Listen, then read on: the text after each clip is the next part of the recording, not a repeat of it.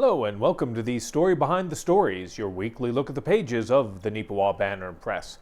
Thank you very much for taking a little bit of your time and spending it here with us on NAC TV. I'm Eoin Devereux with the Banner Press, welcoming you to the show, joined this week by Casper Wehrhahn. Casper, good to have you here. Good to be here as always, and I'm excited to go through this paper this week, I have to say. It's a very full one. Quite honestly, a half hour is not going to be enough time for us to fill you in on a lot of the details, a lot of behind-the-scene details of what it takes to put together a weekly newspaper in a community such as Neepawa. That's why you always got to remember to go pick up a copy of it if you're able to get a physical version of it in or around Neepawa. We hit about 30 different communities throughout western Manitoba, so you should be able to track us down hopefully somewhere. And if you're not able to, always remember, come 9 o'clock Central Time each and every Friday morning, we go live on our website, mywestman.ca, so you can find us there. So let's get into it. As you said, there's so much to talk about. It's always best to talk at the beginning. And you were able to cover an event, it looked like a fair bit of fun as well, over at Hazel and Kellington. Yeah, this was a great thing to be able to go and cover. I had a lot of fun myself, and I was just watching and doing my job, taking photos. But Hazel and Kellington School reached out to us this past week here and said, hey, we have this thing going on. It's a little sort of multicultural experience for the kids. Do you have someone available to come and cover it? And well, I had time, so I went down there to check it out, and it was a presentation or collaboration with Eoin from Kelwood. Moved there about a year and a half ago, so new to the area, but has a lot of experience with music and touring to schools in other provinces. So it was a really neat thing to sit in on. Introduce some kids to a couple concepts that he's come up with along his education and life experience. The cultural wheel, he introduced the kids to that and shared some songs and dances with the kids and the teachers from, well, his past experiences, because he had a good experience with his education at a French immersion school actually in Alberta. So it was a very neat thing to sit in on, to catch a little bit of that cultural aspect of it, because all those teachers, of course, they were hired from Quebec, so there's a lot of different things to take in there for sure. Well, it's interesting, you talk about the multicultural aspect of it, and emphasis on the multi, because there's multiple sort of varieties of music and dance that he sort of teaches to the youngsters and incorporates in there. And considering Canada is such a great mosaic, a melting pot as it were, well no, actually the US is the melting pot, we're the mosaic in which every culture brings something special and emboldens and strengthens Canada as a whole. So he's in a way teaching that to them, seeing the different perspectives from different cultures as well, which I think is just amazing. Yeah, absolutely. Yeah. And it brings forward some stuff that you maybe don't see too often these days. You had the old-time fiddle music, and then, of course, dances that maybe you don't see a whole lot in this time period. And, it's always great to have that stuff passed down to future generations to enjoy and hopefully continue on living with as well. Most definitely. If you want to learn a little bit more about that, you can find it on page 1, the front page of this week's edition of the paper. Carries over onto page 7 as well. So take a few minutes and just sort of educate yourself on what your youngsters or maybe your grandkids are getting educated on in school right here in Neepawa.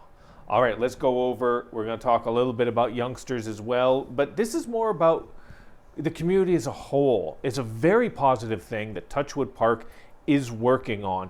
I learned about it myself about a couple weeks ago when they made a presentation during the Neepawa Town Council. If you're a loyal watcher of NAC TV, perhaps you saw some of the details on the council meeting there, our most recent one. We were able to track down a little bit of additional detail, and Casper has the newest in terms of what's happening with this Play for All structure. Well, walk us through it, Casper.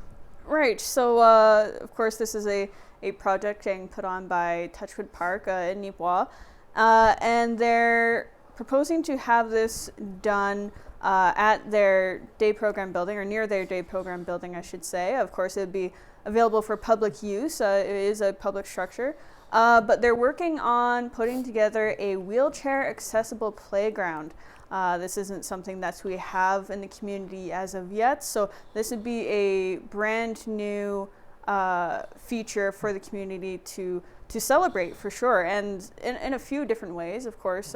You know, we always like to see new developments in the community, but also to step up accessibility for those that are in Neepawa or come to Neepawa to enjoy our community. You know, we want to have activities that are available for all to enjoy.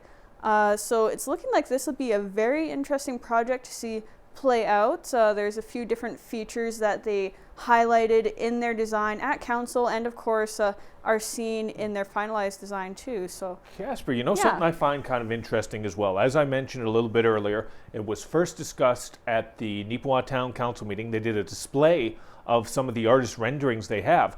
This is so up to date. The picture we have in this week's edition of the Banner Press is even more new than what they showed Town Council. They've made a few subtle tweaks and changes here, slightly moved the location there. So it's, in essence, this is brand new, even from what we'd seen previously. Essentially, yes. I was talking with Holly there, of course, for the interview and getting some extra quotes in addition to what was shared at the council. And I was like, hey, these are great graphics. Can I get these to go with the story? And she said, well, actually, if you're able to wait a couple of days, I have an updated one that's just getting finalized right now for like the final draft of the concept. And I was just like, yeah, that would be great. I would love that. So that's what we have in the paper this week. And yeah, just looking at, well, what I remember anyway from the concepts presented at council, to this one, there is definitely some differences that I'm noticing. Like I saw that there were some colors swapped around, and of course the location was shifted a little bit as well to be closer to, I guess, the more so like the center of the area they were thinking about. So equidistance between the building and the street, of course. Allow it to be a little more accessible to traffic that's going by, because this is, don't forget, this is going to be accessible for any members of the general public. So yeah, that's great as well, that they see that, they had the space and felt they wanted to contribute in that way to the public good. So yeah, absolutely. And it was great to hear or to learn more about this project and sort of hear about all the thought that was put into it. It sounds like they partnered with a company that sort of excels at this type of project. And of course, Touchwood has a lot of closeness with, you know, the needs of people with different abilities. You know, if you have a disability that, you know, requires you to use a wheelchair, etc., this takes into account that sort of thing. So it makes the playground very easily accessible for whatever your needs are, which is great. That's right. You can find that, of course, on page 2 of this week's edition of the Banner Press. We don't normally do this. I'm just going to throw in a quick plug for Casper, your work on the Looking Back feature, because this week's feature goes back to 1974, and it talks about the Neepawa Press converting to what they called offset printing. And it has some really incredible pictures of what they used to do here. And you can actually find additional pictures of the old press building further on in the newspaper here. Just a fantastic job of all these different things. Take a look at this week's Looking Back and see that, just how this used to be created and how this actually used to be created right here in Neepawa. As you know, if you're a consistent viewer, you know that we get our publishing done now out of the printing press in Killarney. We do appreciate what they're able to do for us on a weekly basis, but that's one of the things you just sort of lose over time when, you know, newspapers don't get the support that they did back in the day. But we're still here, still planning on being here for as long as possible. So, and we can do that thanks to your support. So I just wanted to give that quick shout out for you before we sort of jumped into our next thing here. We were talking about the playground for youngsters, for students. Students over at Neepawa Middle School actually are involved in something that's kind of interesting. We had this information forwarded to me, and I was able to chase it down where the youngsters, about 60, 65 some odd kids from Neepawa Middle School, are learning the game of cribbage. Casper, let me ask you, have you ever learned or played the game of cribbage? Have I learned it? No. Have I played it? Yes. Also no. Do I know what the board looks like? Vaguely. That's okay, that's a start at least. That's all you need is a start. I know it has, well, depending, I guess, on the board that you have, I know it has like a slight curve if you want to get fancy with it, and it has pegs, but that's about it. Oh, yes. See, the thing is, sometimes they're curved almost like a paper clip, but sometimes they're curved like the number 29. Yes. Oh, when you're getting fancy with it, it's like that. Well, actually, I think that's the one my parents have. Yeah. Oh, my parents went above and beyond. We had both types growing up. And again, it's one of those things. My parents taught me when I was younger how to play cribbage. Like I was 11, 12, 10, in around that time I learned. And again, it was one of those wonderful things that sometimes you take it for granted. Like I'm going to go off on something here. You can find the story in this week's edition. I do hope you read it. But these are the things maybe you don't take for granted. Because my mom taught me cribbage. And I remember, looking back now, 40, 35 years later, times after dinner, after the table was cleaned, after the dishes were done, and there was no internet back then, and we'd sit down and I'd play cribbage with my mom. And she'd let me win because I was just one of those ones that I would huff and puff a bit when I didn't win. I admit that. And, but she'd let me win from time to time to time there. And it's one of those things of you don't think about in the moment, but you think about later on. And that's the wonderful thing about the game. And that's the wonderful thing. I'm glad that the teachers at Neepawa Middle School saw the value of that and are instilling it into these youngsters. They taught them the game of cribbage because it's a good math. It makes you think about math in your head there. It makes you think on your feet about the numbers and all of that. And they decided to, you know what? They're enjoying this. They're also having fun with it out of class. Instead of staring at their phones, during the lunch hour, some of them will be playing cribbage in the cafeteria. And they thought, you know what, let's take this above and beyond. So they contacted Kinsman Courts right here in Neepawa, said, hey, would you be interested? If we came down, maybe, a couple games between the seniors, generational type thing, and Kinsman Courts jumped at that, and it was wonderful to see. I am so pleased, so happy that they kept us in the loop on this, because I am so appreciative of them that I am able to share this story with you. Please take a few minutes, just look through it, find out some information about it. I think it'll add value to your day. You can find that, of course, as always, on the pages of the Neepawa Banner Press. You can find that one, if I remember correctly, on page 7. Let me refresh my memory. Yes, page 7 of this week's edition. It's got some carryover from the Wheel of Culture, so once you're done reading the Wheel of Culture story from the front page, you can just skim slightly up on there, and you can see the details for yourself. All right, let's get a little more commerce-y right now. Recently, we had Neepawa and District Chamber of Commerce held their annual general meeting. This is a very important gathering of business leaders from Neepawa and the surrounding area getting together, getting that chance to network. And the last couple years, a few years ago, we weren't able to do that, obviously, because of COVID. But last year was the first in-person they were able to do for a while. And this year has followed suit, and it's wonderful to see. You might think these types of things are a little dry. Maybe it's not something you're interested in, but I hope you don't have that mindset, because commerce on a local level is so important.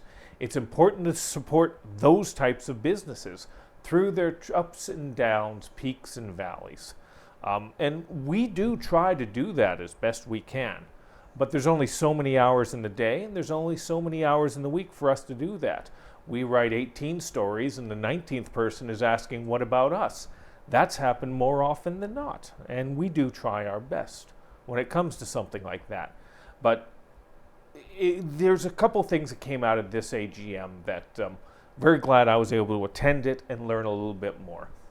When it comes to financials, pretty much status quo for the AGM. They had a loss last year but it was only a loss of about $100. So in the grand scheme of things, for an organization of their scope, I mean, that's pretty much a net zero. So that's a positive. Neepawa Tourism as well, on an annual basis, does their AGM in partnership with the District Chamber of Commerce. Their numbers are much better this year. They're very pleased with what they were able to do, and they were able to put about $6,700 into their coffers. But they don't sit on that money. They spend that money to get the message out about what Neepawa is all about and how they hope people will see Neepawa as a viable destination. Even if you're just passing through to Dauphin or Minnedosa or something else, hopefully take a few minutes and spend some time here. That's what tourism is all about here, trying to get those people and that money into this community. And one other item, I wrote it up as a separate story, a congratulations to It's Time Fashion and Gifts. Seems we've been talking about that business the last few weeks. But this week we're glad to be able to talk about it because they won the Neepawa and District Chamber of Commerce Business of the Year. It feels like it was a very fitting final chapter for a business that recently closed down. So congratulations to them on that. And this is a story, you've been covering that for a while as well, haven't you, Casper? A little bit, yeah, here and there. Of course, we got the news a bit back now that Inika Mac was going to be closing down Its Time, obviously selling the building. So she is enjoying her time off, visiting, traveling, and that's actually what she's doing right now, soaking up the sun. And the business obviously is, if you're kept up with the paper, I believe it was last week, is transferred to Lisa Adams, who's running a new business there, which will hopefully be opening soon, and we can do a little bit of a story there once the grand opening comes around. That's right. All right, now you can find those stories there in this week's edition of the paper about the Chamber, about what's happening with Neepawa Tourism, and of course Inika's, and congratulations to Inika, very much so. So, other business, this was a little bit more fun, and I'm very appreciative. Ali over at the co-op sent me an email, said, hey, what are you up to on Sunday? It was like, same thing as every Sunday, you know. Try to take over the world. No, that's a Saturday project.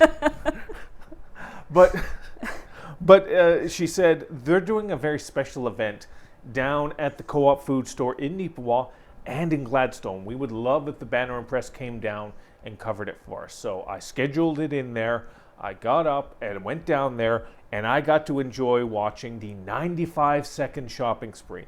Don't forget, if you're a loyal viewer of NAC TV, they got some video of the event as well. So keep an eye out for that. I think it's very interesting. Hopefully you'll be able to watch it a little bit and see it. Now, for those of you that are unfamiliar, you can find the story on page 19 of this week's edition. What they did essentially is they invited the food banks for Neepawa and for Gladstone down to their respective food stores. And they said, okay, you have 95 seconds to go down the aisles, take whatever you need, take whatever you want, and we will cover the cost of that for you, up to $1,000. That's a really nice thing to do. And they did it out of the goodness of their heart, but they did have slightly ulterior motives as well, in that the 95 seconds is part of their 95th anniversary. This year, Neepawa Gladstone Co-op is celebrating 95 years in the community. It started off in Neepawa 95 years ago, so that's what they're going off from. Gladstone and Neepawa amalgamated many years later, but this is still a celebration for both communities. So the food bank here in Neepawa had the first chance at around 10:30 a.m. and Amanda Nightingale was there for that, and she was able to bring in just over $300 worth of items. Congratulations to her on that. And then, of course, a little later on in the day, down in Carberry, they were able to do it out there, and they were able to bring in Lauren McConnell, if I remember correctly, for Gladstone's food cupboard, was able to bring in just barely under $300. Now, that's great that they're able to help them out. But the fun thing is that they also randomly pulled the name of one of their employees, either at Gladstone or at Neepawa, to be able to take part in the festivities as well. And the individual that got it was Dan, the food store manager over at the Neepawa store. And Dan came in with a plan. Boy, did he ever, Casper. Because he was able to max out. He hit the $1,000 capacity. It ended up being like $1,073, and they were covering up to $1,000. He was smart. The food banks have to do non-perishables. But Dan knew, he hit the steaks, he hit the chicken, he hit the hams, he hit all those. Oh, it was like, wow. When it gets to barbecue season, we're going over to Dan's house and we're going to have ourselves a swindig, a real wingding. Absolutely, yeah. Dan had no limits to account for, so he shot for the store's limit, that's for sure. It was fantastic, and we're going to get a chance as well to get in on the fun, because if you read the story, I spoke with Allie over at the co-op, and she shared some details. And one of the details is later on this year, they're going to be doing something very similar for their customers. So you're going to have to keep an eye out. Either check it out in the newspaper or check it out at your local co-op, either here in Neepawa or at Gladstone, because there's going to be lucky contestants, I'm not sure how many just yet, that are going to be able to have their own 95-second shopping spree. So I think it's going to be a lot of fun. It seemed to be a lot of fun watching it, and hopefully if you're the one doing it, it'll be fun as well. But don't forget to stretch. I was trying to get pictures, and it's like I stretched before. If I didn't, I would have pulled a hammy. I would have just, the video from NAC TV would have been me writhing on the floor. Oh, my knee! Oh, that's an ACL. That's gone. You don't want to be running to try and catch a photo, and then all of a sudden, oh, Charlie horse. You can find that story. It's on page 19. Very appreciative of the co-op keeping us in the loop on this so that we can share their joy and their celebration with you. All right, one more news-oriented item we're going to cover before we get into all the sportsing. Again, I got a contact the other day by Adam Lucan, who let us know about some of the fun things that are going on at Lake Eoin. They have been working on this aeration project for the last year, and it's really going to improve the oxygen content inside the lake, which is going to make it a healthy lake, which means healthy fish. And they were able to do this, and some of the technical aspects I don't try. When it comes to writing a story, you don't want to get overly technical with some of this stuff. He explained a lot of things that went over my head, to be honest with you, and I'm not saying they would go over your head as well, but that's not what you're looking for. You're looking for the story. You're looking for the meaning. You're looking for the feeling that any type of story gives you. And to break this one down from the Neepawa Wildlife Association to its most base system, it's breath of fresh air for the Lake Eoin and for the fish. This is going to prolong the viability of that lake and all the animals within it.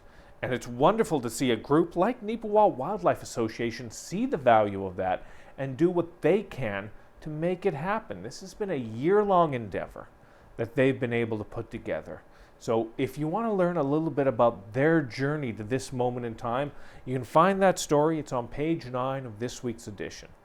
Is there anything else you wanted to throw in there about that, Casper?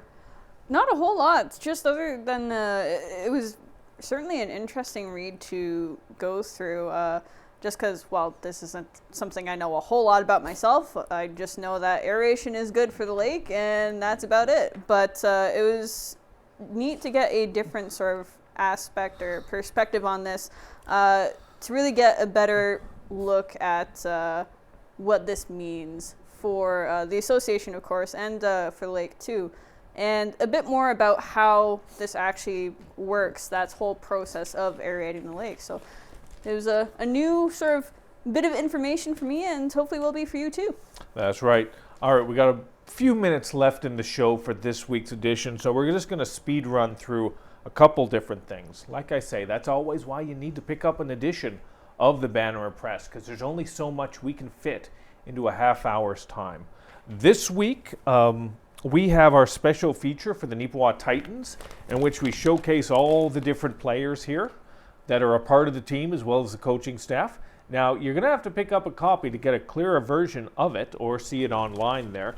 It's something we do each and every year, and we're very pleased that the businesses in and around Neepawa see value in it and support this as well.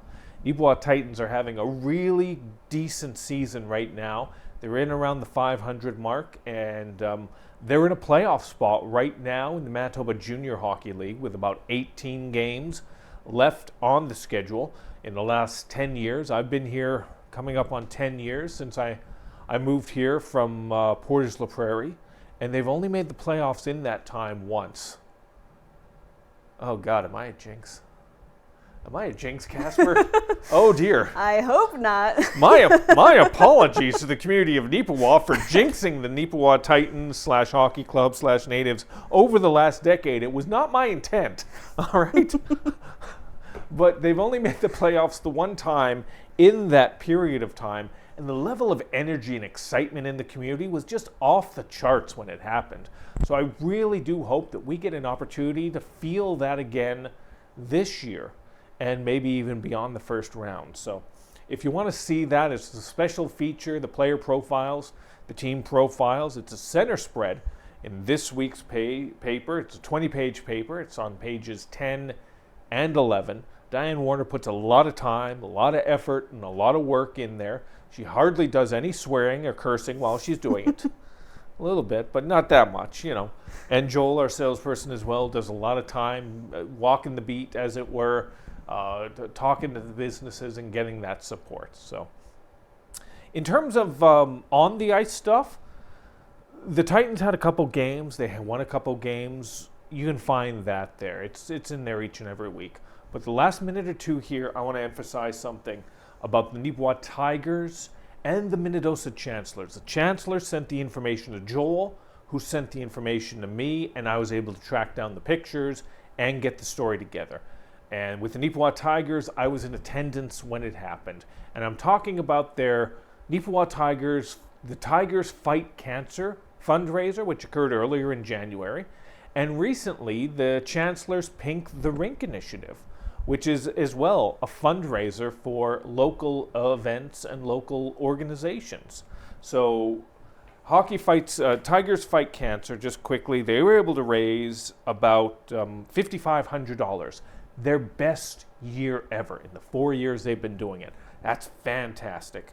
And in terms of the Chancellors, they were able to raise, it was about $3,100 for Xander's Legacy, a fund named after Xander Campbell, who passed away last year. And it's for mental health and whatnot, those types of things.